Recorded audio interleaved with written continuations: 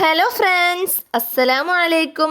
അപ്പോൾ ഇന്ന് നമുക്ക് ഇഞ്ചി ഇടാതെ ഇഞ്ചിക്കറിയുടെ അതേ ടേസ്റ്റ് തന്നെ കിട്ടുന്ന നല്ല അടിപൊളി ഒരു സബോള കറി ഉണ്ടാക്കിയാലോ?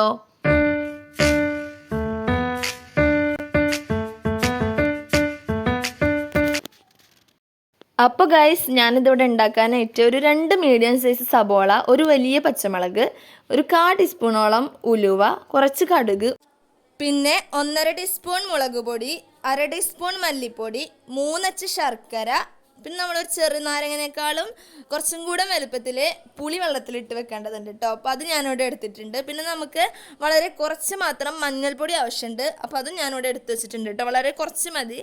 അപ്പോൾ ഇനി നമുക്ക് ഏതായാലും ചട്ടി ചൂടാക്കാൻ വെക്കാം കേട്ടോ. അതിനായി ഞാൻ ചട്ടി അടുപ്പത്ത് വെക്കുന്നുണ്ട്.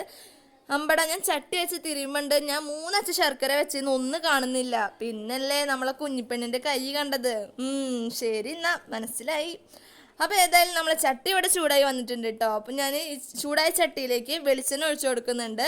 ശേഷം അതിലേക്ക് കടുക് ഇട്ട് കൊടുക്കുന്നു. കടുക് പൊട്ടി വന്നതിന് ശേഷം ഉലുവ ഇട്ട് കൊടുത്തിട്ടുണ്ട്. അതിന് ശേഷം ഉലുവൊന്നായതിന് ശേഷം നമുക്ക് പച്ചമുളക്, സബോള ഇട്ട് കൊടുക്കാം കേട്ടോ. ഈ സമയത്ത് വറ്റൽമുളക് ഉണ്ടെങ്കിൽ ഇട്ട് കൊടുക്കുക. ഇവിടെ ഇല്ലാത്തതുകൊണ്ടാണ് ഞാൻ ഇട്ട് കൊടുക്കാതിരുന്നത് കേട്ടോ. അപ്പോൾ അത് ചേർത്ത് കൊടുക്കാം. പിന്നെ വേപ്പിൻ്റെ ഇല ഉണ്ടെങ്കിലും ഇട്ട് കൊടുക്കാം കേട്ടോ. അപ്പം ഞാൻ ഇതാ സബോള നന്നായി വഴറ്റിയെടുത്തിട്ടുണ്ട്. വഴറ്റി വന്നതിന് ശേഷം ഞാനിവിടെ ഉപ്പിട്ട് കൊടുക്കുന്നുണ്ട്. ഉപ്പ് എപ്പോൾ വേണമെങ്കിലും ഇടാം, ഞാൻ ഈ സമയത്താണ് ഇട്ട് കൊടുത്തിട്ടുള്ളത് കേട്ടോ. നമുക്ക് നമ്മൾ ആവശ്യമായ പൊടികൾ ഇട്ട് കൊടുക്കണം. അതിന് ഞാൻ ഒരു 1/4 ടീസ്പൂണൊന്നും വേണ്ട, 1/4 ടീസ്പൂണിനേക്കാളും കുറവ് മഞ്ഞൾപ്പൊടി, 1/2 ടീസ്പൂണ് മുളക് പൊടി, 1/2 ടീസ്പൂണ് മല്ലിപ്പൊടി എന്നിവ ചേർത്തിട്ട് നന്നായിട്ട് മിക്സ് ചെയ്തെടുക്കുന്നുണ്ട് കേട്ടോ. നന്നായി ഒന്ന് വഴറ്റി കൊടുക്കുന്നുണ്ട്. അപ്പോൾ ഈ സമയത്ത് ഞാനിവിടെ ഫ്ലെയിം കുറച്ച് വെച്ചിരിക്കുകയാണ് കേട്ടോ. നമ്മളെ പൊടികളൊന്നും കരിഞ്ഞു പോകാതിരിക്കാനാണ് ഞാൻ അങ്ങനെ ചെയ്തിട്ടുള്ളത്.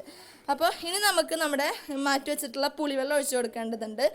ഞാൻ പുളിവെള്ളം ഒഴിക്കാൻ പോവാണ് കേട്ടോ. ഈ പുളിവെള്ളം ഒഴിച്ച് നമുക്ക് ഒന്ന് ഇളക്കിയതിന് ശേഷം നമുക്ക് എത്ര വെള്ളമാണോ ആവശ്യം, എത്ര ക്വാണ്ടിറ്റി ആണോ നമുക്ക് ആവശ്യത്തിനനുസരിച്ച് വെള്ളം ചേർത്ത് കൊടുക്കാം. ഞാനിപ്പോൾ ഇതിലേക്ക് 1 ഗ്ലാസ് വെള്ളമാണ് ചേർത്ത് കൊടുത്തിട്ടുള്ളത് കേട്ടോ.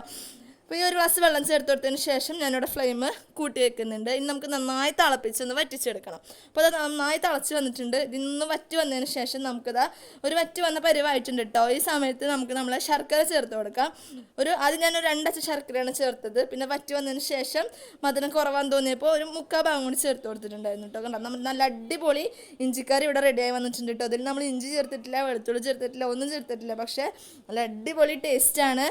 നിങ്ങൾക്ക് കാണുമ്പോൾ തന്നെ മനസ്സിലാവും നമ്മുടെ സദ്യയിലൊക്കെ ഉണ്ടാവണേ അതേപോലെ ഉണ്ട് അല്ലേ. ഇതിനി ഒന്നും കൂടി കട്ടിയാവണമെങ്കിൽ ഒന്നുകൂടി വറ്റിച്ചെടുത്താൽ മതി കേട്ടോ. ഞാൻ ഇവിടെ ഇത്ര ഒരു കട്ടിയിൽ മതിയുന്നത് കൊണ്ടാണ് ഞാൻ നിർത്തിയത് കേട്ടോ.